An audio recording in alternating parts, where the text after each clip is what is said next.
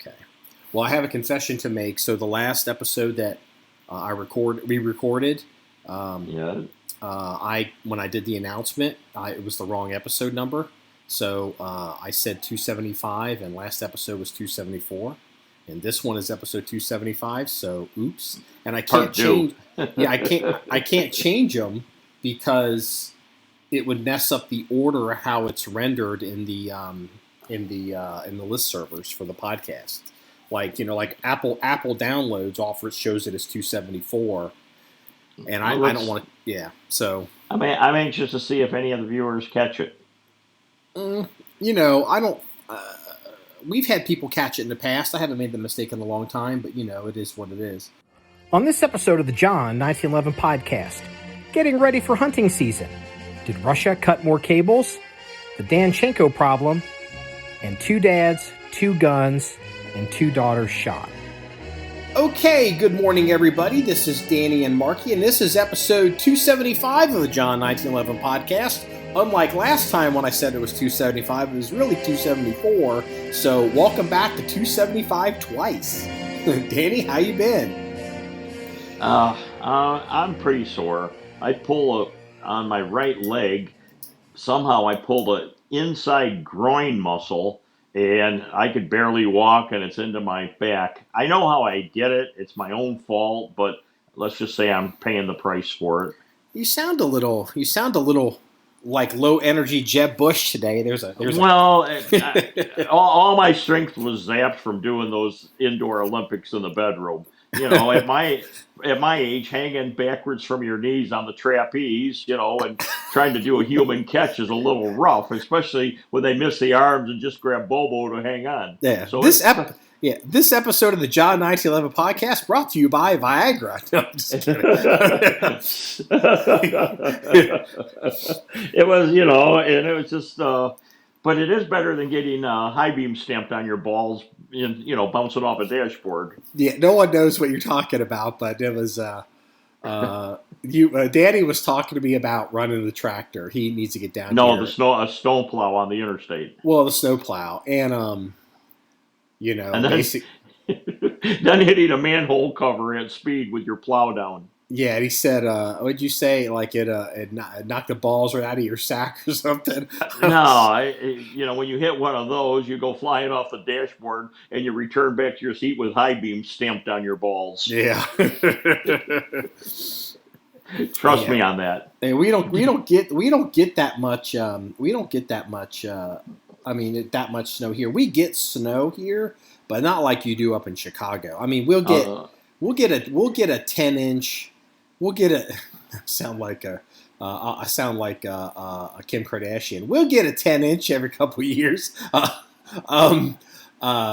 That's a Pete Davidson joke for the pop culture people that listen to this podcast. We'll get like a 10-inch snow, not every year, but I'd say every couple, 2, 3, a good solid 10. We're up there in Chicago. I mean, between the Canada air and the moisture and the lake effect, I mean, you guys probably, you measure all your snows probably plus or minus 10 inches. Yes, pretty much. Well, I sent you that picture, of an average snow plowing event. Yeah. Yeah. To reiterate for people that may not remember, Danny did road work for the state for a long time, and he sent me this picture of a snow plow. But there were 3 or 4 of them going down this big road. I guess it was a highway. And the front snow plow truck had some kind of weird machine attached to the back of it. And it was doing, so one truck and one driver was doing 2 lanes. And what'd you call it, a calf and cow or something? Yeah, cow and a calf.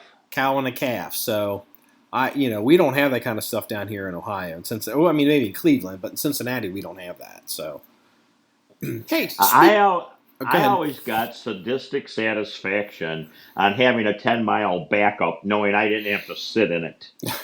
You're said that it doesn't matter how slow you're going as long as you're the one with the gas pedal. It's not you don't feel that put out by it. You're like, that's right. We had a guy, I think it was Joseph. He comes in on I saw it this morning on the website because we sent out a newsletter today, and he was talking about. I want you to read his comments about the tractor. He had two points.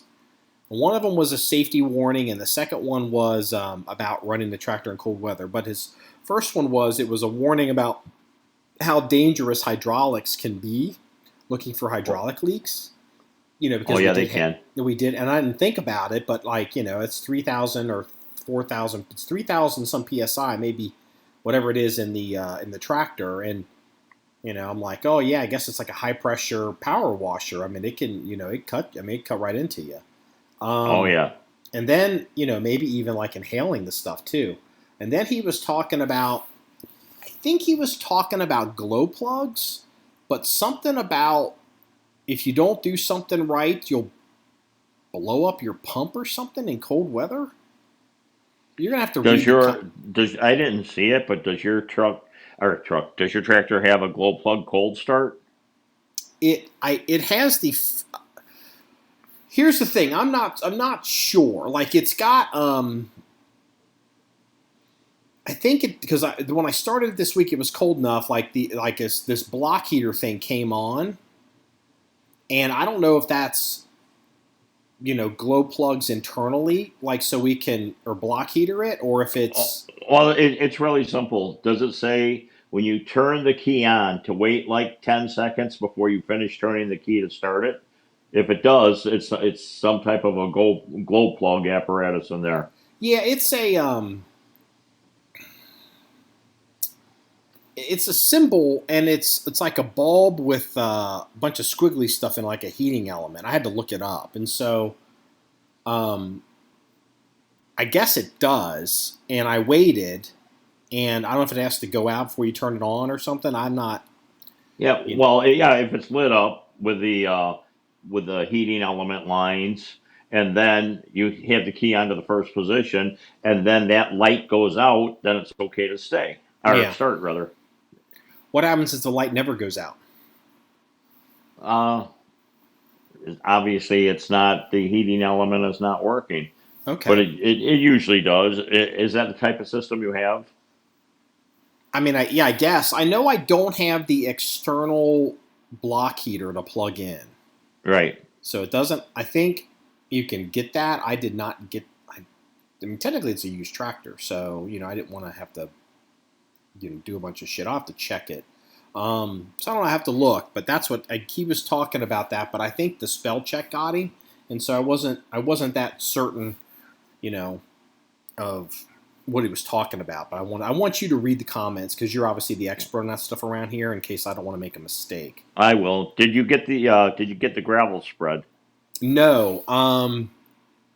Funny you should mention that because it's this falls under our hunting category on the podcast because I didn't think about it, but hunting season starts basically the end. I haven't looked for this year specifically, but it's typically around the 15th of the month in November for deer season. It could be 13th. Whatever it is that week. I think it's that maybe Thursday, Friday, or whatever. And so we're definitely I'm pretty certain we're going to have two hunters on the range this year. We're going to have Doc and Officer Mike are going to be hunting. And so, they hunt in the back in the woods. And I've been, I need to be back there catching up on a lot of maintenance because we've had so many equipment issues. And he was like, hey, are you going to be in the back doing a bunch of work with that tractor and those machines? And I'm like, well, yeah, it's on this giant to-do list. And he's like, I'd like you to try to, get your work done back there as soon as you can because you want stuff to cool off so you don't run off all the deer. And I was like, I hadn't even thought about that. And so I literally have spent, most of this week working in the back, reopening a couple. I opened up some trails because we have the range built to accept 900 plus yards, of impact zone. We just don't have it built up, and so there's some trails that I spent big money for a D8 dozer to go back there, and trees had fallen and stuff, and like our previous solution, we were breaking the shit out of that old bush hog thing that we had, so I haven't been going back there. So and that's where Doc and Mike can go in and get in and out. They hunt some of that area. They'll hunt the middle and they'll hunt the back. And I was like, holy shit, I got to get this stuff done. So I spent, let's see, what was it? Friday? I mean, up until Friday night. What is today? Well, yeah, what is Saturday? Today's Saturday. It must have been Thursday night. I was out there till damn near 11 o'clock. Working in the back and in the dark, opening up that stuff. So, long story short, I haven't had any time to deal with anything up front because I'm trying to get the back done. And basically, the back is done. So, Good. I can start working on the rifle, the rifle range. There's a few trails up there that need to be dressed. We have a tree down across something. Re-gravel the pit because I can re-gravel the pit anytime. So all of a sudden my priorities changed. So. No, not yet. I'm hoping we have enough gravel. We may not. Got 2 giant dump truck loads. And, I probably need a box blade. I mean, I'd probably benefit from a box blade. But I'm going to see what I can get done and just, with the bucket and back dragging and, kind of see how level I can get stuff and fill stuff in. But if I start having issues, I know where there's an 8-foot box blade ready to go, and I'll just go and buy it. It's $1,800, so it was like, well, shit, So that's kind of where we're at. No, it's coming, but no, not yet. Good. All your hard work is paying off. Go ahead. We had something happen, a development that I thought was interesting. So, there was a farm on one side of us that wasn't for sale, but I knew the people were getting very old. They were elderly people. And, we had approached casually on and off for the previous 4 years to buy this property, to buy the farm. Because, if somebody buys it and, I don't know, puts a subdivision on it right next to our range, that's going to be an issue. So, we were feeling around, started getting some real prices, and the extended family found out that the property was in play. The people hadn't passed away. They were looking to just sell it, and we were looking to buy it. And so a couple of them got together, scraped up some money, and they went in and they got a land contract and bought it. And they're hunters. And they've been hunting the property for a while, but now that they own it, they've been, you can see over there, and they've been, they've cleaned up the property quite a bit and done some stuff, and they've really taken care of the property because it really makes it, you hate seeing it next door. However, they've also, because they're hunters and now it's their property, not their relatives' property, they took a bobcat and or skid steer bobcat, and they didn't have a forestry mulcher. They just used, I think, a regular bush hog, and they've cut new trails. And one of the things they've done is they have cut a perimeter trail through some woods that borders the back of our property. The fence is ours, and actually we own 8 to 10 inches on the other side of that fence, so it's not their fence. So they never had a trail to service it. Well, they cut trails, and I noticed the other day they have now put up a deer stand on this little, 4-foot wide trail in their woods, and I'm sure they have plenty of view, but this trail literally looks over what we call the spine trail, which is the main trail to service our range from front to back, and it's 16 feet wide. Like I can run vehicles. I can run large vehicles down it. It's a highway, and I'm looking at this and I'm thinking, I hope we don't have any issues here, because it would be real tempting if Bullwinkle comes striding down a trail on our property. Like literally, their deer stand from the property line fence is 5 feet from the fence. So like I'm like I don't know what they're thinking. Maybe I don't appreciate the view that they have in their woods on their side of the fence and the opportunities. But even the way the deer stand is facing, it's facing towards our property. And, I'm not going to, I only saw it a few days ago. And I'm not going to reach out to them preemptively because I don't want to start the conversation of, I have to look out for their hunters. You know what I mean? Because I'm not going to, but we'll just have to see what happens. I mean, I'm going to have to make my hunters aware that this is there. But,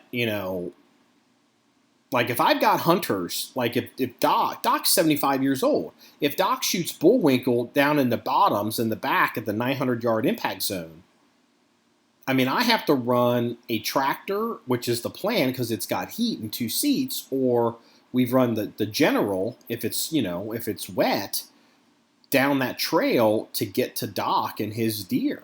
And it's going to go right under this dude's deer stand. And I'm just thinking, I hope these guys understand that they put a deer stand basically on the equivalent of a highway. And so I understand that, but unfortunately, he could put it anywhere he wants on his property. So it's actually forcing you to adjust. No, I'm not going to adjust.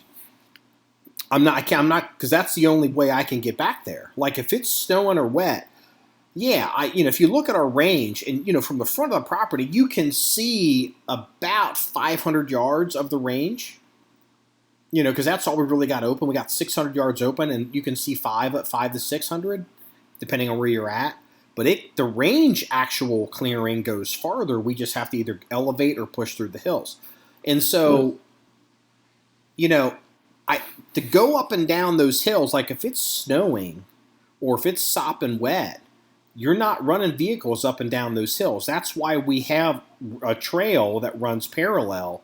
And then, you go down this regular trail and you turn in and it's got fingers. We got a finger for the 200. We got a finger for the 300. We got a finger for the 450 and the 500. And, and it's like this guy's trail, this guy's deer stand is past that, but it's like, that's getting into our dense, it's like, opening day, if it's an early morning and like there's someone in that deer stand, they get in the deer stand before it gets to be dawn, they walk out there or whatever they're going to do. At what point are they going to be all of a sudden like, Doc or Officer Mike are going to be creeping down that trail in a general or some shit or a truck right under? It's like it's going to, that deer stand, if, I know it's family over there and I think they have a fair amount of hunters. Like, there's maybe as many as 12 on that farm, and I think they put up stands. And I kind of know how this works. It's like, well, Jimmy, you go over here and Ray, you go over there. And they kind of, they have their zones. And I wonder if they put a stand up for Jimmy and Jimmy doesn't really know what's going on. And Jimmy's going to show up. He's like, this is my deer stand. They showed it to me. And then on opening day, there's going to be vehicles right on. He's blown. His hunting position is blown. And, we're going to have to set up some cameras too. I don't want that dude shooting on our property either. The principle of it is obviously the liability. We run a gun range. We already have enough liability. But then if I got hunters back there, come on. So I'm not going to call them because I don't want to start I don't want to start an argument. Let's just see what happens.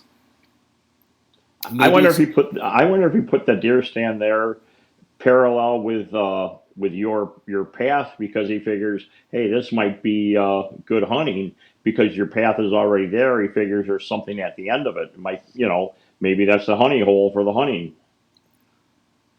Well, Yes, Maybe that's his logic. That's exactly why he put it there. Well, deer are inherent. Deer are just like every other animal. They're a little bit lazy, and they will, they'll take the path of least resistance. And a deer will walk down a trail. And as a matter of fact, what we call the spine trail, back in this part of the property, we didn't even install that trail.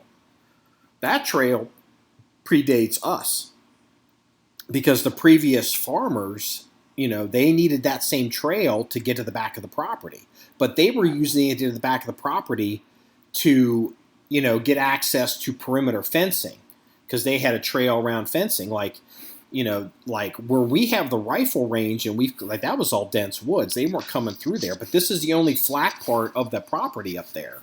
And, they've done this on purpose. And I'm just thinking, all right, we're gonna let them learn their lessons the hard way. I'm not gonna try to be like, hey son, don't hit yourself in the head with that brick because it's not gonna be good because they're not gonna listen to me and it's gonna start bad feelings. But if somebody has a bad day because we're not shutting down our property, well, they'll go back to deer camp and the lesson will be learned amongst the family, I guess. Maybe they'll put a grudge fence all the way down. A what? A grudge fence. What's a grudge fence?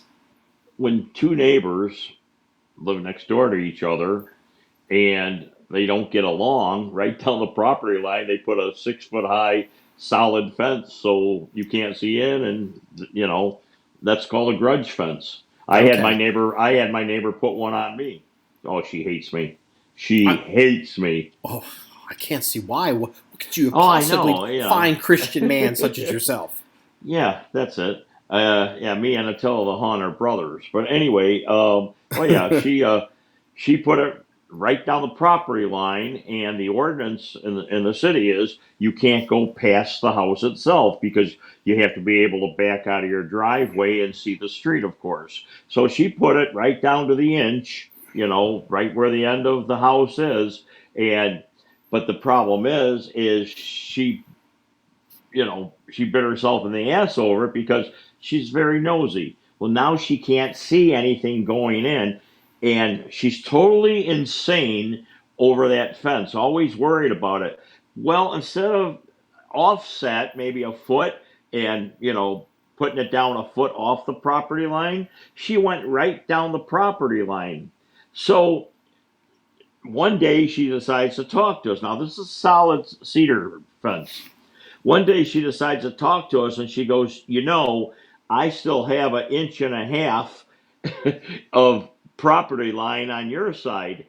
So my smart wife decides to tell her, well, then when you need any maintenance on it, you better be a fucking ballerina and be able to tiptoe all the way down that fucker to maintenance it. She hasn't talked to us since. Yeah. And that's, that's why, the farmers, when they put up the fence on this side of the property that we're talking about, there's 8 or 10 inches because it's our fence now that we bought the property, and we need to be able to service both sides of that fence. Now I'm fairly certain that the new owners don't even realize that. You know what I mean? Oh yeah, it depends on what the ordinance would be. Well, it's in the layout. But the thing is, if you look at the layout, then you look at the fence. But there's however you want to call it, there's so much shit on that paper. You're like, oh, there's the fence. You see a fence, and then you see the outside borders of the property. You don't unless you look at it, then you're looking for it. You probably just, the fence is the property line. It's like, well, technically no. And the thing is too, if you don't enforce the real property lines over time, those fences can become the new property lines. So that's correct. Yeah, and I don't want to, look, we're the gun range in the area, and so we already attracted a ton of attention when we came in. Well, yeah, and you don't need to attract anymore. Yeah, but everything kind of went. I'll tell you a story. Here's happened one time. So Doc and I, we were I don't even know what we were shooting rifles for something, and we're shooting down, we're shooting at 500 or 600 yards. And Doc is trying to sight something in. And, we have a big berm back there. And, he's got hand loads. Like, it's a fair amount. It's one shooter at a time. But, we've got steel targets and we've got paper. And then we've got the berm. And so when Doc is initially trying to do stuff, if he misses the steel or he shoots paper, the round goes into the berm and it makes a noise. So what was happening is there's a farm. This one isn't directly behind us. It's catty corner, so it touches one of our corners. And for that dude to drive from all the way back there and come out up the roads and up the road, come back around, then drive onto our property, he had to drive. He had to drive a long way, And we're shooting. And this guy, all of a sudden, this UTV type little mule thing comes onto the front of the property and comes up to the shooting position. And I recognized the guy. I hadn't seen him in a few years. And he's like, he came up just to visit. And, we're talking and we're friendly. Doc's very friendly. And he's also this person that comes up. He's an older gentleman, too. He's not Joe Biden older, but he's definitely in his late 60s, if not, maybe 70. And basically what I figured out what it was is he from his property, he would hear a sonic crack with a suppressor. And then he would hear like a thump. And he knows what a gunshot sounds like, but he didn't know what crack thump was. Crack thump, like a wet thump, crack, and he's like, "What the fuck is that?" And so he drove around. He wanted to see what them guys at the gun range were doing. He always wanted to come over and see the range. And so we're talking, and I was like, "Hey, Doc," I realized what it was. I'm like, "Hey, do me a favor, put a round in the berm back there at the 600." And he's like, "Okay," crack. Thump. And the guy goes, "That's the noise." I'm like, "Yeah." So, and he was like, this guy's concerned, like, are we, like, what's going on with this range? Are we, we send the rounds flying everywhere? Because he didn't know what that noise was. And I was like, okay. And I was talking to him and I'm like, well, look at the target and look what Doc's doing. And I said, if we're missing a target at 600 yards, we're missing it. Like a good miss is 3 inches, a bad miss is 6 inches. I said, we're missing in order of inches. We're trying to get down to like half inch, inch and half inch adjustment increments to do things.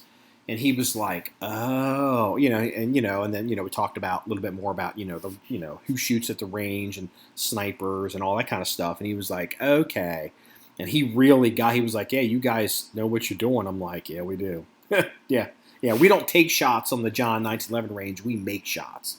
And so, to someone behind the property through the woods onto his farm, he was hearing this distant crack, thump, crack. And he's never heard a suppressor before. He didn't know what the hell that was.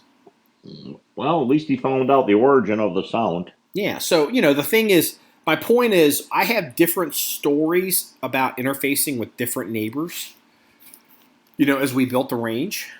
Like at one point, we even had the county inspector had come up. And it was like, oh, fuck. Like they were coming to shut us down. And, that did not happen. So, but, anyway, so yeah, that's kind of, where all that's at. So. Well, are we gonna make this politics heavy like we mentioned last week, or how you want to do this today? Let me tell you a few stories from around the world. Okay, I'm ready. Then it'll kind of set us up for politics. Oh, good, nice segue. So, here's a story out of the United Kingdom about why I cannot be president or prime minister or whatever you want to call Grand Poobah. there's a story out of the United Kingdom that came out that said that there were former United Kingdom former UK military pilots, if it was 30 or 60 of them, that had been hired by a shell company out of South Africa to go to China and to help train Chinese military pilots, helicopter pilots and fighter pilots, and on how to operate their aircraft. And these are former, these are NATO pilots. It turns out they might be considered a little bit older. The Chinese have tried to hire former F-35 pilots, but they haven't been successful. But they're paying dudes, $200,000, $300,000 a year to fly to come to China and work as consultants on working with the Air Force. And so this story got out, and it's pretty embarrassing. And the United States, we're really not happy with it, because it's like, what are you doing, assholes? Like, are you teaching them training tactics and procedures, on how NATO members operate and how they communicate and how they do things and tactics? Like, what are you doing? Like, the United States, there's a good chance the United States is going to have to go to war with China sometime in the next 30 years. And, Britain might be in it too, but definitely America's in it.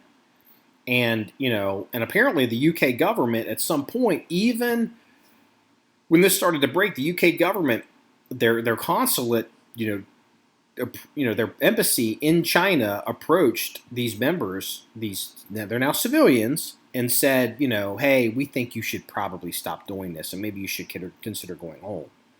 We don't look fondly on your activities here, and but they can't make them do anything. Yeah, that's sort of shitty. You would think that being that well trained, their allegiance sounds like it's to the almighty dollar now. Mm-hmm. So here's why I can't be president. Because if I was president of the United States, and this is happening, I'd kill these motherfuckers. I'm not kidding. I would kill. Well, whoa, wait a minute. I'm the president of the United States. They're citizens of the United Kingdom. They're not citizens. They're not subject to constitutional rights of the United States. True. They are helping an adversary, a near peer adversary of the United States that we definitely recognize as a rising military threat to our country and our interest in Asia and the Pacific. And it's like, how would this be any different than the Israelis who happen to always, blow up cars with Iranian nuclear scientists in them, or, motorcycles drive by and gun down people, in Iran. I'd start assassinating these fucking guys. Their cars just start blowing up. They'd wake up with fucking heart attacks. I'd kill these fuckers. They'd wake up with. Seriously, I'd kill these fuckers. I would privately and quietly, express our severe displeasure to the British government and be like, I wouldn't say what we're going to do because I don't want them tipping anybody off. Be like, fix it or I'll fix it. You want a special relationship? Then be fucking special. And I'd fucking start killing these motherfuckers. I'm not, and that's why I can't be president. Because, okay, you can't do that. International laws, international norms. You know what I would tell the British government? You know what, assholes? Have James Bond 007 License to Kill solve this fucking problem. Or I'm going to fucking solve it. Like, seriously, I would be like, all right, okay. We'd start sanctioning that we fucking, we can grab Russian oligarchs' money around the world and sanction them, but we can't grab these dudes' fucking money. If the United States, if I was president of the United States, they would start having all kinds of problems, these motherfuckers. Bank accounts would stop. I don't know what, we'll figure it out, but they would get the message. Politically, I'd probably be impeached or something, or, the opposition party would make it a big scandal, and it's like, no, it's not a scandal. I'm, to quote Donald Trump, we're so nice. No, we're not that nice. I'm not that nice. Because I'd kill these guys. Speaking about the UK, I wonder why that prime minister resigned it with such a short tenure. Um, Something you know, happened. yeah. Something had to have Well, happened. well, yeah, something absolutely did happen. But okay. Here's the problem with covering all of that. We're in the United States. It's like all of a sudden now, all of these news outlets in the United States are gonna pretend that they understand how parliamentary systems work, and it's like, no, you don't. You assholes don't know shit. And the best I can figure out is the woman, Liz Truss. She's a conservative, and apparently, there have been bigger economic problems in the UK than we are here. And she announced that she was going to do, I guess, a massive tax cut. And I don't think she balanced that tax cut against what their current fiscal policy is. And somehow I believe it crashed the pound. And so the value of the pound really went down, and it caused all kinds of turmoil.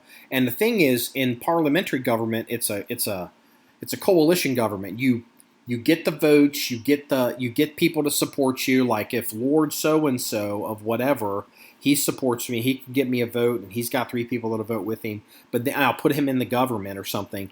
But if these people resign or leave, and I don't have, like, let's say it's 100, you need 100 members of parliament to vote, and I can't get 51 people to vote for me, then, my government can, quote, fall. As opposed to in the United States, we have calendared elections where they have a parliamentary system where they build coalitions and they can rise and fall. And she apparently fucked up stuff so badly that her government fell. Now, what's interesting is Boris Johnson, the former prime minister, because the conservatives, they still have enough votes to choose a prime minister, I guess, a minister of parliament. He is now flown back to the UK. He's been on vacation in the Caribbean, and it's a 3-way race between, there's this Indian sounding guy, a conservative. I'm going to say it's not Ravi because Ravi works for us, but he's got a name that sounds like that. Then it's Boris Johnson's number 2 with so far support, and number 3 is a woman. And a lot of people are making the argument that the Ravi guy and somebody else would be like the dream ticket. And apparently the Ravi guy is a legit conservative. So I don't know. You may see the first Pakistani Indian descent prime minister of the United States, of the United Kingdom. Sorry, holy shit, prime minister of the United Kingdom. Very soon. It's pretty interesting. I wonder if the conservatives are in the majority over there. They are. That's why. Yes, they are. And it's just a matter of whether they can corral enough votes with a coalition to get enough to choose a prime minister. Interesting. Yeah. And interesting. If you think British parliamentary politics is complicated, holy shit, you should look at the past 2 years with Israel. Holy shitballs. Where Israel's been crazy, but we're not going to talk about that. But since we're talking about United Kingdom, this is important. This has gotten zero publicity in the United States. A few days ago, possibly 3, could be 2 days ago, there's United Kingdom, the picture of the United Kingdom. If you're listening to this podcast, you see it out on the ocean off the coast of England. Then you've got, in the south, you've got in the south, southern, southeast, south right, you've got the England, and then off to the west is Wales, and then off, to the far west, another island is Ireland. There's Northern Ireland, which is part of the United Kingdom, and then north of England and Wales is Scotland, up on the upper right-hand corner. Okay? Well, north of Scotland, I don't know, 7, 9, 10, 11 miles off the coast is an island called Shetland. And, it's a fairly big island. 2 or 3 days ago, communications cables with the Shetland Islands went down. Wonder what happened. Well, the media likes to say, well, every once in a while, some fishing boat or trawler will accidentally pick up a cable and sever it. And so, they got to run new cables or they got satellite backups.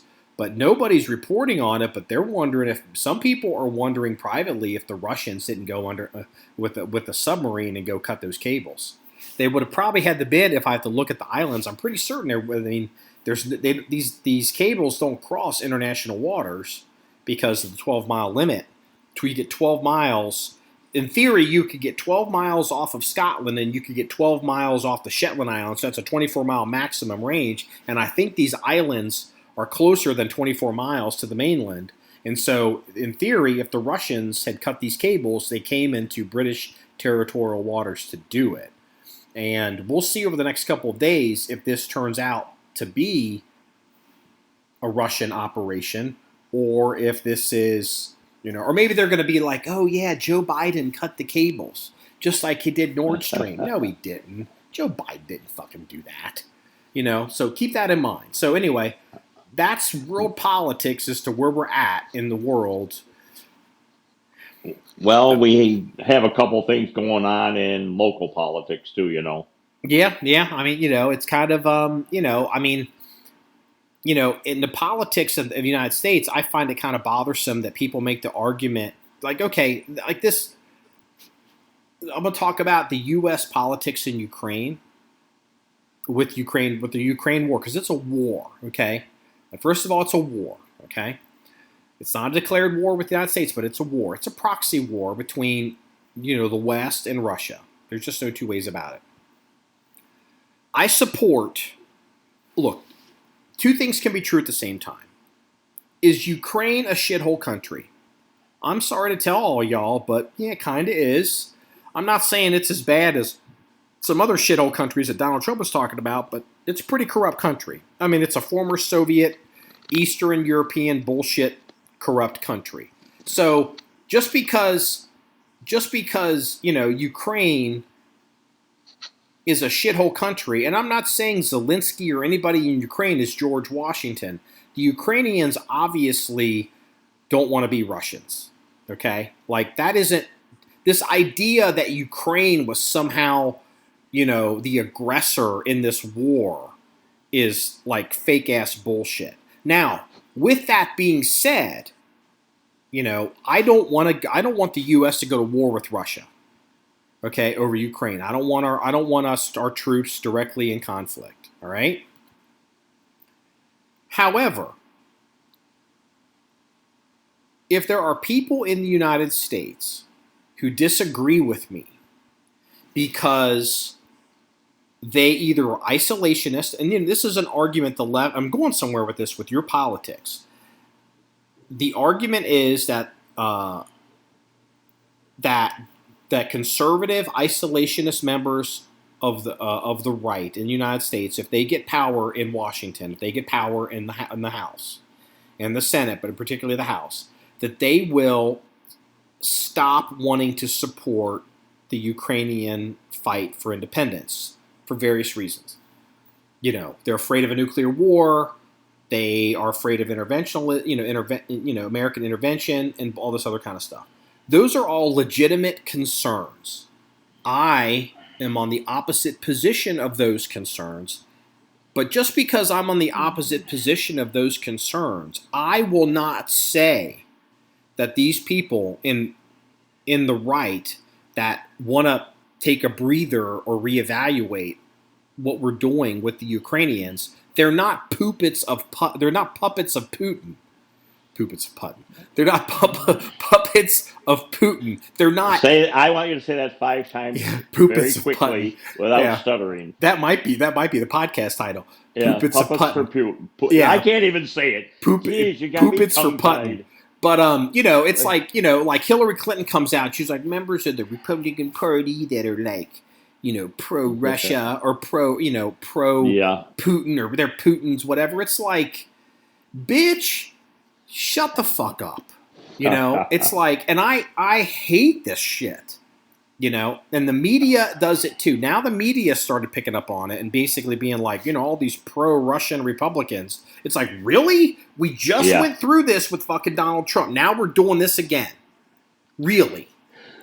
They're, as long as they have Trump, they have, when I say they, I mean the liberals and the leftist media, they have something to report on, which, that's their whole reason for living, I think, sometimes. But now you throw Bannon into the mix, and you're going to throw this one and that one. Bannon being sentenced yesterday, Trump being subpoenaed. I mean, there's a lot of fodder for them, so they're walking around with news anchor hard-ons. Well, I mean, Donald Trump is a former president of the United States. The Congress cannot subpoena him. Well, they think they can. They think they can, but because here's the thing. They can only subpoena him as a private individual. I mean, the thing is, because Donald Trump is a former president, he's in a very weird position politically. And the Founding Fathers did this specifically. Because before we had the Constitution, we had the Articles of Confederation, or whatever it was called, Confederation of Independent States, or no, it's whatever it was called. And there was all this, different factions in the government were basically keeping anything from running. And the Founding Fathers and the Constitution is very clear. And Congress can, Senate can advise and consent. The House is the power of the purse. But they said that the executive branch is a separate and co-equal branch of the government. They are the judiciary, the House, and the Supreme Court are three co-equal branches of government. They cannot compel a president directly to do anything. The only thing they can compel him to do is to fuck with his money. Right. Then when you think that the unselect committee of January 6th would know this, I mean, if it's basic civics to us, why wouldn't they know this? Yeah, I mean, or is it all just the dog and pony show? It's a dog and pony show. They all know this because, and I can magically prove to you how they will know this. It's almost like it's magic. Are you ready? Yeah. Imagine it's the Republicans that control the House, and they try to subpoena Barack Obama. All of a sudden, ipso facto magic wando. Oh, you can't subpoena the former president? Separation of powers. But see, they run headlines to drive traffic, and where they know Correct. Full goddamn well what's constitutional and not constitutional. And it just happens to be 17 days before the election. That's why they're pulling out all the stops. And I've been watching a lot of polls. I usually don't believe in polls, but some of them are pretty damn close. And the Republicans now, not an uptick, they're actually up a few more points now in a lot of these swing areas. I believe it's going to be a lot more interesting than what people are thinking. Well, of course it is, but let me tell you here's another problem. Again, the media won't report on this. The media is in love with the idea that democracy is in danger. This is their new thing. Saving democracy. They want democracy to be in danger because that's a narrative that's now become the new talking points to drive the argument. Like, we have to save democracy. It's like, okay, yeah, all these people running around George Bush isn't my president. Funny how I remember that. But let's talk about the polls. Let's talk about public opinion, public sentiment, and then let's look at the situation. We have to be very careful on the right with the polling numbers because we know the polls, we know they underpoll conservatives. Because traditionally they say there's more Democrats than there are Republicans in the United States. So when they construct polls, they tend to undersample Republicans. Okay? And so I remember, was it was it Ohio? Was it one of these Senate races or one of these House races? There was a candidate.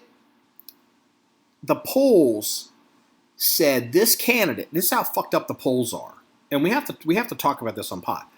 This candidate, I think it was a conservative. The polling said he was down 4 points from his opponent. This was a couple years ago. Okay, he was down 4 points. He ended up literally the week of the election, he was down 4 points from the Democrat. When the voting is done, he was up. He won by 8 points.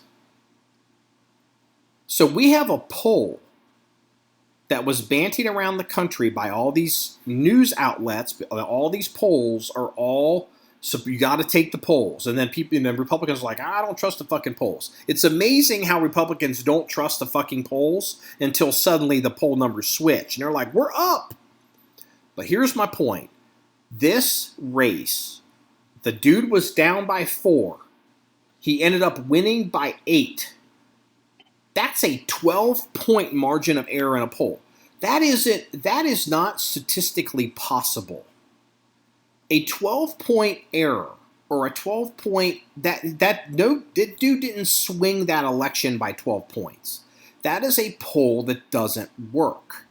And what's happening is a lot of people don't have landlines anymore. We also now know that conservatives and Republicans don't trust polling, so they don't answer polls, or they hang up on the pollsters, or they don't give real answers. And we also know now with a lot of people that now with caller ID, they don't answer strange phone calls. And so what's happening is you're seeing polls, or if you look at the backbones of these polls and how they're assembled, it's like, they've contacted 50 people, and somehow they're claiming that they've got polling data to cover, 1 million people. And it's like they don't. And if you look at what they need, to get, they extrapolate it out, and they're lucky to get 50 people on the phone, and they're trying to say that, for this to be statistically relevant the way it used to be, they would have to call 1,500 people. 1,500 people is possible. And then you look at the polls that are bigger, with these numbers, they'd have to call 50,000 people. There is no polling company, I don't care if it's MSNBC or Trafalgar, which is the conservative pollers, are calling 50,000 people they do not have enough people. These polls this is the problem with the polls. The polling models, and no one has figured out how to solve this, they're broken. It's fucked up. And no one trusts the polls. No one trusts the media. And now let's go back to what you had said, because this is all politics. You talked about Steve Bannon, right? Steve Bannon got sentenced for contempt of Congress, right? Right. So Bannon, was convicted for contempt of Congress, and they said I don't know, he's going to get 4 months or 6 months. Eric Holder line 1. And it's like, okay, and I don't think they invoked executive privilege with Bannon. With Trump invoking executive privilege, saying he's covered. So there's some drama there, but Bannon has decided he's going to be the martyr, and then he's going to rise from the ashes. That was my question for you. Why is he taking this? There's a reason. There's a long-term reason why he's doing this. I don't know if he has something up his sleeve. Is it martyrdom? Something's going on. But did you happen to see? Well, wait. I haven't made the point yet. This is important. No one trusts the polls. The polls don't work. Steve Bannon has been convicted of contempt of Congress. Hillary Clinton never faced any consequences for all the lies and the illegal server, and they smashed, mobile devices with hammers, literally. And also, it didn't get a lot of press, the Justice Department lost this week a case against the Steele dossier and the Russia collusion narrative. Danchenko was found not guilty of lying to the FBI. And, it's like, the polls don't work. The justice system doesn't work. It doesn't look like the courts work. I mean, and here's what a lot of people don't understand about. I want to talk about Danchenko for a minute. Steve Bannon goes to jail. Maybe Danchenko didn't lie. Maybe he's, I don't know if it's a technicality or maybe, it's whatever. But people have heard this name Danchenko. He was a source for Christopher Steele and to supposedly put this thing together. Danchenko, he's from Russia, I think, and working in the United States. He was introduced to Richard Steele by Victoria Nuland, I believe that's right. Or he was friends with Victoria Nuland, who subsequently became a player at the State Department, I think, in dealing with Trump and Ukraine. Okay? Just hear me out here. So this came out in the case of Danchenko, but the media is not reporting it. So, okay, so the FBI wants to give Christopher Steele, I think it's $900,000 to verify this dossier. And you're like, why do they need to fucking do that? Well, the reason they need to give him money to verify this stuff tells you that it's not verified. And they knew it wasn't verified, okay? So then Steele brings in Danchenko, who's like his Russian source, okay? And Danny, if I worked at the FBI and you were the Danchenko character, okay, and Steele had brought you in to work on this dossier sourcing, that means I, as an FBI agent, you're now becoming an asset, okay, for the FBI. And you have to go through, I just can't decide as an FBI agent, today Danny is an asset. That's not how it works. There's a protocol and a clearance and a background investigation. So what happened was, I can't remember the agent's name, but there was an agent, there were two agents actually, there were two agents that were involved in dealing with Danchenko, and they're supposed to get in the FBI computer systems, and they're supposed to run Danchenko's name. And if they had run his name in the computer systems, right off the bat, something would have come up in the computers that he's already in the computer for a reason. I'm oversimplifying this to keep it straight for the listener, okay? This guy, he's like, oh, we did our due diligence, Danchenko's good. Well, he must not have even put his name in the computer because Danchenko's name isn't good. So it turns out, some years before, a national security investigation had been opened up against Danchenko in the United States because he had approached somebody, I don't know if it was at the State Department or at the UN, but basically he's in the United States. He had approached somebody, was like, hey, I'd give you some money if you could give me some documents on whatever it was. Again, it wasn't anything like, like F-35 shit. It was, I don't know if it was policy positions or what the United States is thinking about something. Well, this person reported this contact to the FBI. And the FBI's like, oh, fuck, I guess this dude's a spy. So they started running a national security counterintelligence file on Danchenko. This was 4, 5, 6 years before he supposedly was brought in by Steele as an asset for the FBI to back up this dossier. Now, I know I may have lost some of you, but you gotta stay with me, because when I tell you where this is going to end up, you're going to shit and fall back in it. And the media doesn't cover this. And this is why guys like Bannon win, and no one trusts the media, and no one trusts the polls, and everyone feels like everything's being stolen, because everyone's lying about everything. And you can't find a story about Danchenko in the news with a search warrant. Check this shit out. So Danchenko had a national security file opened up against himself years ago. The FBI agents that are running the Steele dossier program, they do not give a fuck because they want to destroy Trump. And so they're like, Steele, he's got to, can we back this up? I don't know. We'll give you money, back it up. And he starts showing up with dudes. So they're leaking stuff, the FBI agents, they're leaking stuff to the media.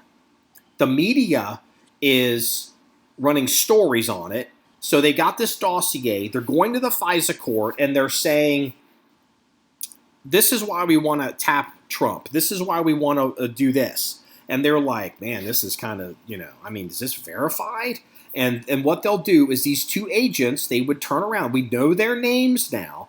They would turn around, and they would say, oh, look, here's an article yesterday that the New York Times wrote, and they would show to the FISA court, here's an independent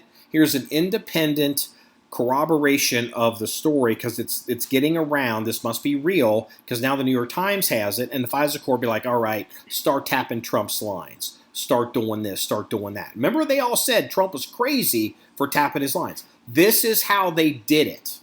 Okay? I'm going somewhere with this because you don't know this yet. So the FBI is in this furball with Danchenko and Steele and this bullshit dossier. Steele is a former British intelligence asset. He might have been an asset of the Russians. We're not really sure of that one. Danchenko had a national security file opened up on him from years before, and somehow these FBI agents, they didn't tell the FISA court this, they approved Danchenko to also be an asset and a source of the FBI. He never should have been approved because he can't question, listen, everybody, the FBI has files on me, okay? I know this. I'm not going to tell you how I know it, but I know it because I've talked to him. Other than that, we're not going to get into it. That would come up, all right? So then, this bullshit cabal was going along with the FBI. And this trial that Danchenko was acquitted of lying, of not, because maybe Danchenko didn't lie to the FBI. He just was like, whatever, whatever. So it comes out in court, because people move on, people, at the FBI, whatever. There's a woman, she's an FBI agent, and I don't know if she was stationed in Europe, I think in Germany, or whether she covered Europe or Germany. But she's not like, she's not out there with a badge and a gun, like knocking on doors. I think she's a background security, whatever. She works in counterintelligence, not law enforcement, okay? And so she comes in, she's at some point she rotates in, and she's somehow interfacing with the Danchenko Steele dossier bullshit thing. And her area of expertise is she's a counterintelligence officer for the FBI. She looks at this file. She looks at Danchenko, and she immediately throws up a red flag, and she's like, how did this guy, who was just acquitted for not lying to the FBI, how did this guy get approved as how did he get approved as an intelligent as a source for the FBI? How did nobody flag this? Because she goes, this guy's GRU. She literally said, Danchenko is GRU. All right, what is GRU? KGB is now the FSB. I think the GRU is still the GRU. The GRU is the Russian equivalent of their military intelligence group. Interesting. So So you're like, well, what the fuck's that? In the United States, we have one of these groups. It's much smaller. It's called Defense Intelligence Agency. Okay, DIA. That's our military intelligence group. The DIA, they're specifically interested in what's the range of that missile? Like, we need to find out what the range of this new missile is, or technology, or whatever. They do intelligence gathering specifically targeted to their customer and the Pentagon. GRU is a military intelligence group, but it's much bigger. It's in Russia, and it's military intelligence, GRU agents. Okay. Yeah, I'm listening. Go ahead. Yeah, so So I'm waiting for the crescendo of this. I know. I'm trying to say Danchenko. It's like, well, he got off, not convicted. Everyone move along. Trump is wrong. Danchenko is literally a Russian spy. Literally. And let me tell you how crazy this is. Danchenko is GRU. All right? Do you remember when the Trump administration first was standing up? And Comey and the FBI, right off the bat, there was a guy named Michael Flynn. Do you remember Michael Flynn? Yeah, the National Security Advisor. Michael Flynn was, I think he was he was a National Security Advisor, 3-star general, career military officer, by all standards, a very honorable man, okay? And basically because he had communication with, national security officers in Russia, because he's an incoming administration, or maybe in this case he had communication with the American or with the Russian ambassador. It's like Donald Trump's elected, the Trump administration's coming in. Flynn is going to be the national security advisor. All of a sudden, Flynn, the Russian ambassador, was like, hey, Flynn, I know you're going to be national security advisor. I want to officially introduce myself. I know you're not in office yet. And somehow this turned into a giant fucking lie. Like they made it sound like somehow that because Trump wasn't president yet, that Flynn was guilty of colluding with the Russians. I remember that very well. Flynn, before he was national security advisor for President Trump, under Barack Obama, he was the director of the Defense Intelligence Agency in the United States, the military intelligence group. And he criticized, Flynn became popular because when he was president, or when he was a general, he had criticized Obama during his presidency that the withdrawal and how they were handling Iraq and Syria was this ISIS thing wasn't going to be JV, this was going to be big, and this was going to be a problem, and I fucking warned all you assholes, and it turned into a nightmare for that part of the world. This same DIA guy, who's now the National Security Advisor, had his life ruined, was run out of public service. He basically was forced to plead guilty to some kind of low-level lying to the FBI, or because he didn't say something completely 100% accurate about like whatever communication he'd had, when it was all legit communication, because he was running out of money, had to sell his house. While this was happening, the FBI that was destroying the DIA guy was using a Russian GRU officer to take all these people out. And the only place you're hearing this is the John1911 Podcast. People want to understand why, why people show up at Capitol Hill on January 6th and act like assholes. Why they think the election was stolen. Let's not forget. So all of this has happened while we went through 4 years of this bullshit. Okay? 2020's coming up. All right? And the laptop comes out of Hunter Biden, of all the crazy bullshit that Hunter Biden's, because Hunter Biden's obviously, Joe Biden's family is obviously fucking crazy. Joe Biden's family is dysfunctional and not running right. And I think I objectively say that. I'm not slandering the man. I'm not slandering his family. But he has a terrible relationship. His relationship with his son is troublesome. His relationship with his living son, his relationship with his daughter is obviously questionable. Okay? And this laptop comes out. And then guess what happens? In the United States. They discredit the computer repairman that brought it to light. Who is they? Who discredited the Biden laptop? Because the FBI doesn't have. I mean, the New York Times and MSNBC, and they don't have the authority to discredit this laptop. So what happened was, this was happening again. Somebody went around and they got all of these former intelligence officers from the U.S. government.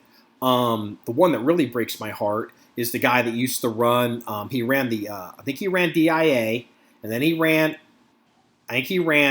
NSA, and then he ran then he was at one point, I think he might have even run the CIA, but he was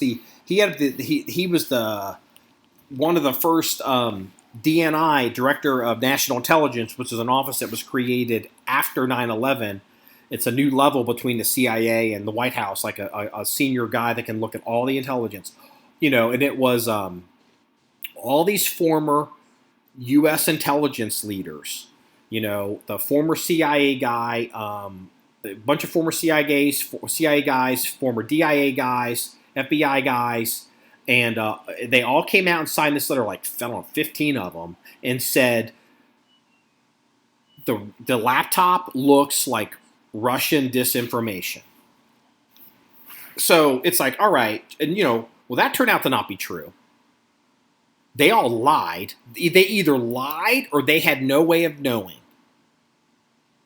But they also had the mainstream media push the false narrative. Well, because they wrote the letter and they all signed it, all of a sudden that was what gave the New York Times and all the liberal media the air cover to say this is fake, it's disinformation.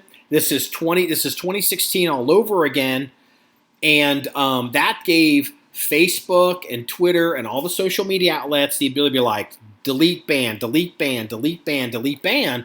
So you have American national security officials twice using information provided by Russian national security intelligence officials to create lies to destroy Donald Trump's presidency. Twice. Danchenko is a GRU asset. Confirmed. Final answer. Don't need to phone a friend. It's not on Fox News. It's not on CNN. It's not, I doubt it's on Breitbart. No one's fucking talking about this. Because the reality is, they all want Trump to go away. And this shit is so dirty. Danchenko found not guilty of lying to the FBI. Well, I mean, by virtue of his existence as a GRU officer, so that, maybe that's true, but then that tells me that the GRU was directly working with the FBI. I mean, look, I can use math to prove this. It's a transitive property. If A equals B and B equals C, then A equals C. Nobody's talking about this.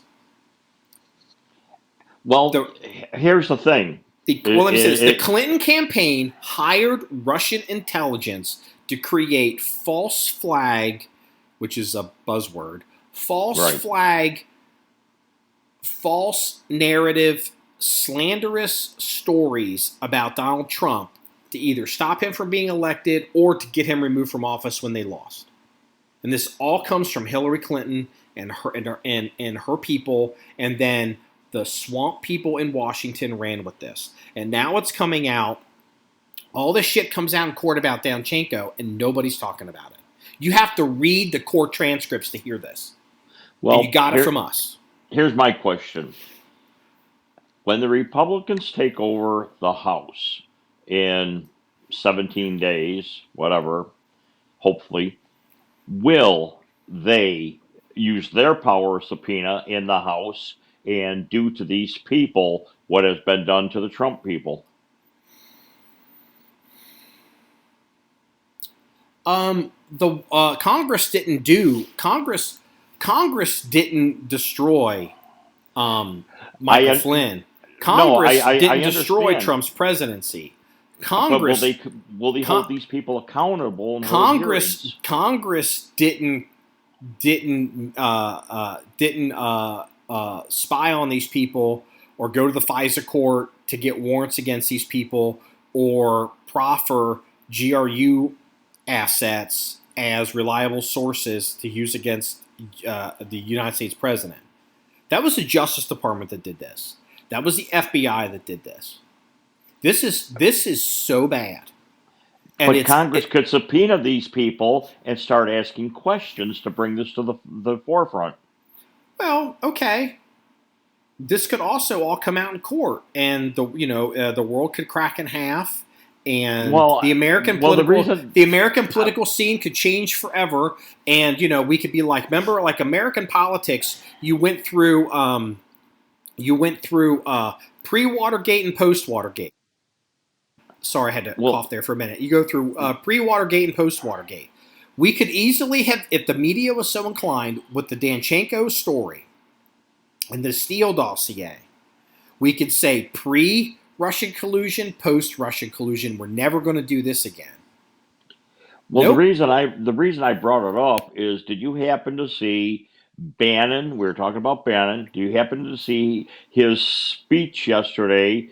After he was sentenced, he came right out and said, when the Republicans control the House, the first person they are going to subpoena and have a select committee hearing on is Merrick Garland and company.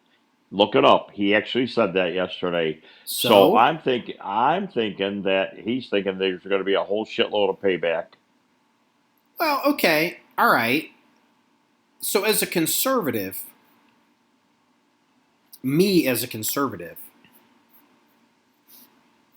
against U.S. citizens, against British citizens, I'll obviously kill you. But against U.S. citizens, I am not a believer in lawfare. So, okay, so what does Merrick Garland have to do with... They subpoena Merrick Garland. Big whoopity day. Merrick Garland appears before the House and Senate Justice, the Justice Committees, multiple times a year. Like, Bannon is up there just talking out of his ass because he's trying to ride the wave. What else is he going to do? And, I mean, the stuff's going to come out. All right, okay.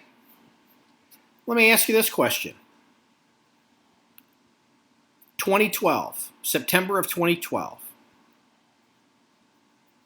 Was this in Benghazi, when all those dudes got attacked and the ambassador got killed, and the the Global Response, GRS is what they were called, GRS company, their contractors, with Delta Force, had to save everybody's lives, and people got killed. It'll be 10 years. It's been 10 years last month. Where was Hillary Clinton that night? Where was Hillary Clinton? We still don't know. We don't know where. We don't know where. We don't know where she was. We don't know what she was doing. We don't know what she knew and when she knew it 10 years later. And you want to know why? Because the media and Democrat liberal Washington establishment, the what you call the bureaucracy, the unelected officials, they are covering for Hillary. They don't want to know. They want to just move along, old news, move along. And eventually, what will happen is the same playbook will be done with this. What? It's 2020, it's 2023, 2024 is coming. Can we just move on? Like, are we really going to talk about Trump and talk about this? This has all been adjudicated. The courts found. And, they're going to get away with it. They not going to. They have. Yeah, for 10 years now. Mm-hmm. But I'm talking about what's going on with Trump now and Danchenko and Steele. It's the same playbook. I'm still hoping, I don't want to say thinking, I'm hoping that we take over the House and they hold some hearings on this shit and sweat these people under the heat lamp. Somebody will crack. Maybe it's wishful thinking on my part, but I'm hoping that they hold their feet to the fire. I really do, and none of this dog and pony show shit. Let me finish what this is leading into. This is exactly why you have, I can't even think who's the guy from Tennessee, the Republican. Rand Paul. No, senator that wants to be in charge of the Senate. I'm at a brain freeze. Tennessee, you're talking about Kentucky. Who was the Senate Senate president under Trump, under the Republicans? I'm losing my mind with a brain freeze right now. here. I'm having a brain freeze. I mean, Mitch McConnell. Mitch McConnell, thank you. Mm-hmm. That's why Mitch McConnell does not want like a Herschel Walker and some of these others, because they aren't going to play the swamp game. And he's worried about his being elected as Senate president, because I really think that if this new blood gets in and we do control the Senate, people like him and the other dinosaurs are going to be short-lived. I'm really hoping. I don't know if I buy that argument. Like, Mitch McConnell has been in the Senate a long time. He knows how to run the Senate. It's obvious if you look at the politics of the past couple of years that the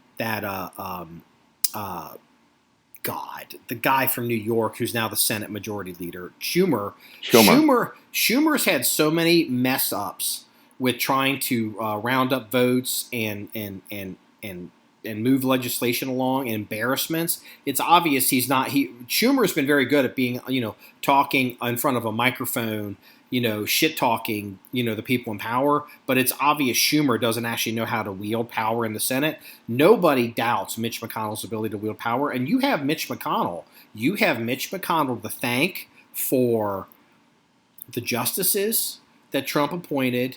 You have Mitch McConnell to thank for, everything good that came out of the Senate the past 6 years. Since Harry Reid. Since Mitch McConnell came out and warned Harry Reid about getting rid of the filibuster for Supreme Court nominees and saying the nuclear option. Well, that's a nuclear or you will rue the day. That's a nuclear at the time. That was a nuclear option. You will rue the day because you're the power now, and someday you won't be. And Mitch McConnell's been very effective. I understand why people don't like Mitch McConnell, but Mitch McConnell isn't the one that's trying to destroy Trump. Mitch McConnell isn't the one that's working with Russian intelligence. Mitch McConnell isn't the one that is illegally wiretapping U.S. citizens. Mitch McConnell is trying to run a minority majority in the Senate. I still say if some of these people get in, he's in for a rude awakening. Well, I really feel that. Okay, no. What are they going to do? Not vote with the Republicans? What's Mitch McConnell? What does that mean? He's going to have competition for Senate president? You mean the majority leader? No.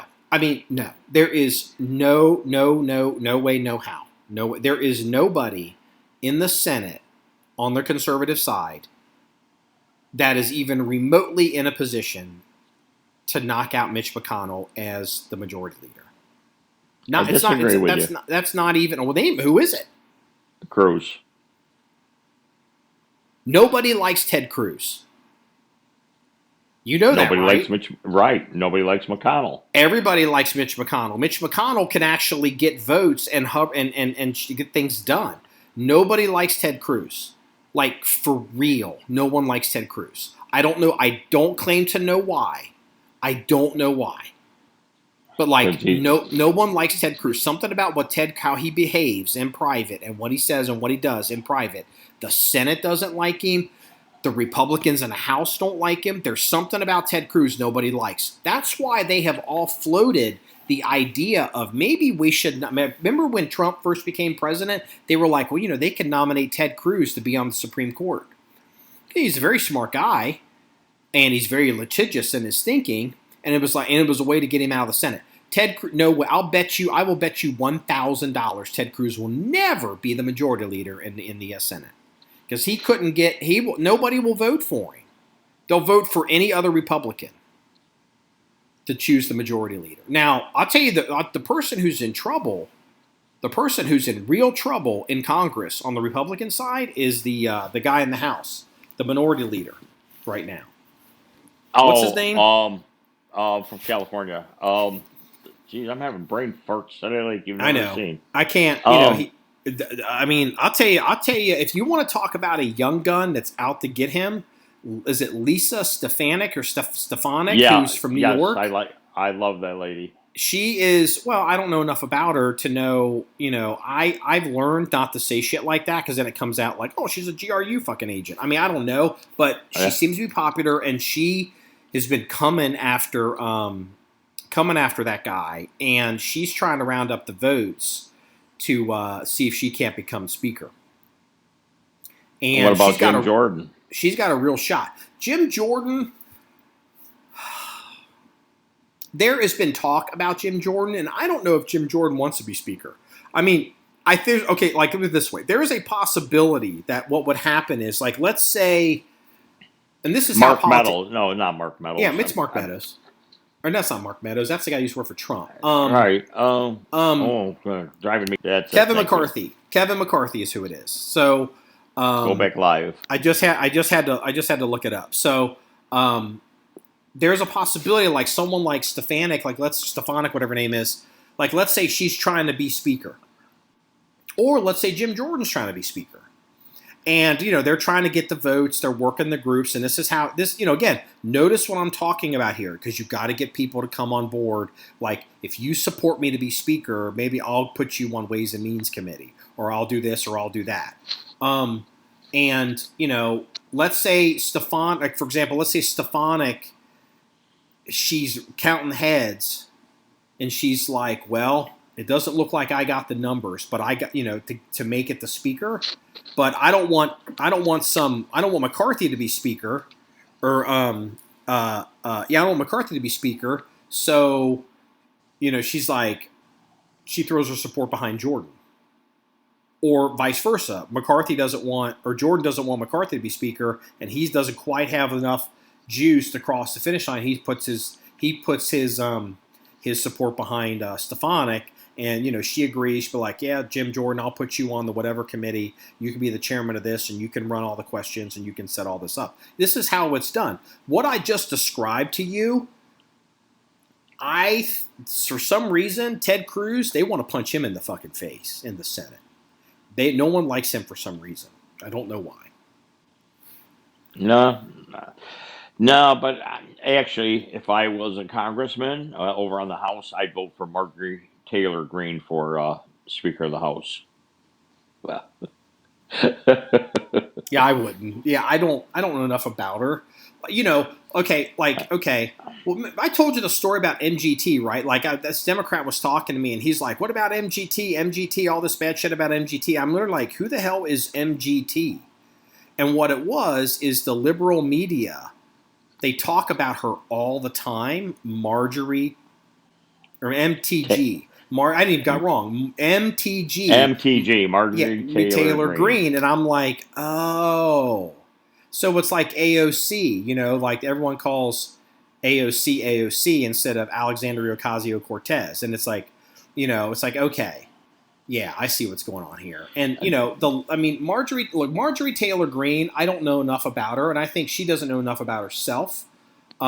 She says some stuff she can say some stuff that's pretty stupid. I'm not trying to be unkind, but, she doesn't know as much as she'd like to know. But the problem is she hasn't shown, as far as I can tell, and I'm not in Congress, she hasn't shown enough experience or leadership to be able to rise to another level. She could suffer from the same problem that what I was complaining about with the majority leader from New York, the senator, Chuck Schumer, because Chuck Schumer was real good on being out of power and getting on liberal television and shit-talking people and running down the Republicans. MTG, she seems to be real good at trolling the liberal media all the time, but I haven't seen any indication she can actually round up votes or get shit passed. And so we need to be real careful with that. Speaking of AOC, she was at a campaign stop, and her own people in her district were booing her. Did you see that yesterday? And so she's sitting on a stage, and she starts dancing to their chants. Yeah, that's an example of I saw a clip, just a blurb about it, and again, that's what I was just talking about. Marjorie Taylor Greene. this is a lack of experience from AOC because AOC is young and she's attractive. She's commercial. She's young. She's commercial, and she understands social media and she understands trolling. And to her, no publicity is bad publicity. And so her default, Danny, watch your microphone. Her default. Good. I got one. Yeah.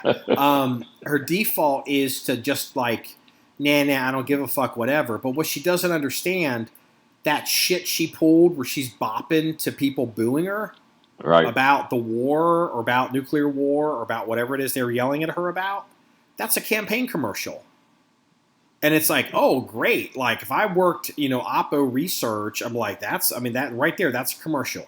Put it black and white, put some bad music over, be like AOC's, having you asking, tells them all to eat cake while you're all starving and she dances ignoring the concerns of the voter. I mean, that's like politics 101 fuck up stuff. And that's the Marie Antoinette syndrome. That's a huge fucking miss on her part. And, long term, what's going to happen? Like, let's say AOC stays in Congress for the next 30 years.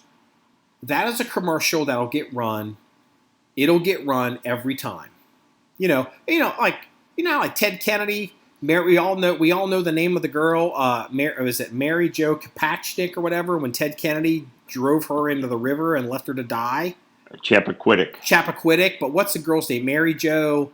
I can't think. I'm completely brain farted today. If there was a Kennedy running, all of a sudden be like, let's run them fucking commercials. And AOC hasn't been in the game long enough to realize the shit she's done right there it's like, yeah, that's going to not be good. Because then you're going to have a voting record. And that's what's gotten her is, she's run as someone from the outside. And she's won election, I think, a second time. And, she's got a voting record. She's voted for things that she said philosophically she wasn't going to be a part of. And, now she's up there dancing and she's, and the people on her left of her are like, you're just a traitor. You're just a swamp thing. You're no better than everybody else. And she's just dancing. And that's a commercial of her in black and white with dramatic music talking about let them eat cake is a commercial that somebody could run against her at a primary. Well, what I would like to see, though, personally, is, of course, number one, the Republicans getting back into the House and hopefully the Senate. But I would like to see the committee assignments. AOC and that Jamie Raskin on the Agriculture Committee, even though they're from the city of New York, or something that has no meaning whatsoever. That would just put their noses so out of joint it would kill them. Yeah, you could make an argument, and you'd be like, "Well, there's a lot of farming in New York and upstate." But then you're like, "Well, why don't you have an upstate congressperson from up there, congressman or woman?" Yeah, so, but there'll be paybacks. Well, sure, because when you're out of power, you're out of power. So, it is what it is. So, well, we've been going for a while, and we didn't want to do 2-hour podcasts. We're at about 90 minutes, and I thought we were going to keep it short. Yeah, we're going to keep it short. Yeah, but we need to crank these out, so it doesn't matter. We got to crank them out. So let me do the police blotter, and we'll go ahead and toss this one. So the first one is this happened. There's 2 stories here. It's these, the idea, like they say, you shouldn't succumb to the cancel culture. Don't apologize because it never ends, and they just want more and more and more. They can never make them happy. And so this is also true with a lot of these environmentalist people. So now what's happened is, I remember vandals showed up in the United Kingdom, and they showed up in front of a Van Gogh painting and threw, pea soup on it or something, complaining about whatever. And also this week at the Paris Car Show, a group called the Extinction Rebellion showed up.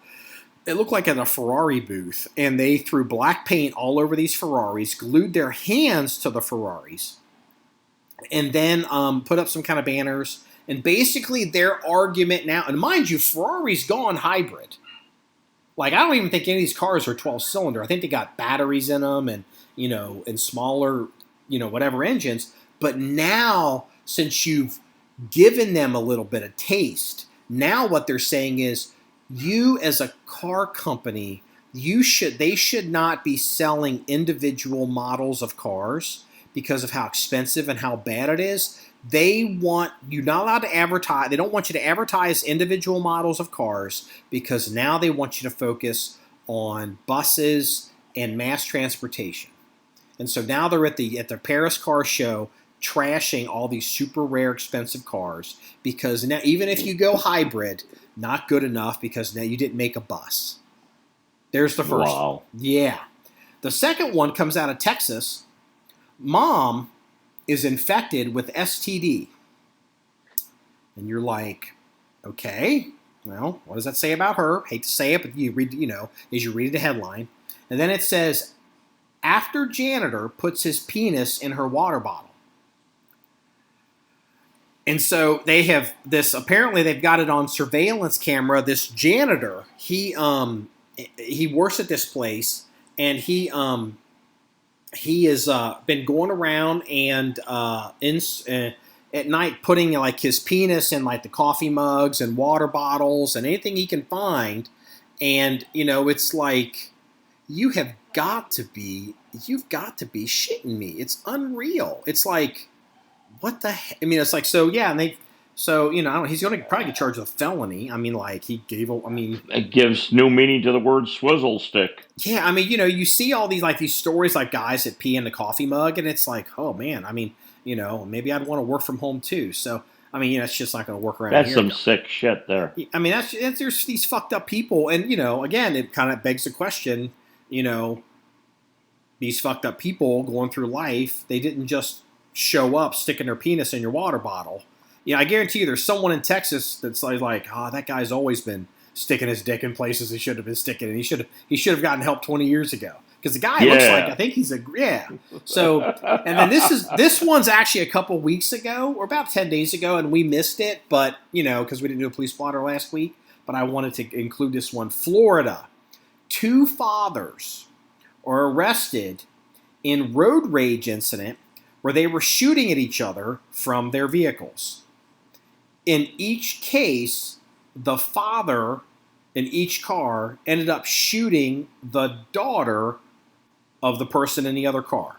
So in one example, the guy shot a 14-year-old girl, and then the other guy was shooting, and he shot a 5-year-old girl. And they've all been arrested because they're dirtbags. And that wraps up episode 275 of the John 1911 Podcast. If you want to see any more stories or pictures or links of more GRU stories, please go to our website at john1911.com. That's JOHN1911.com. Remember, it's all about shooting guns and having fun. Everybody, have a good day. Bye-bye. See ya.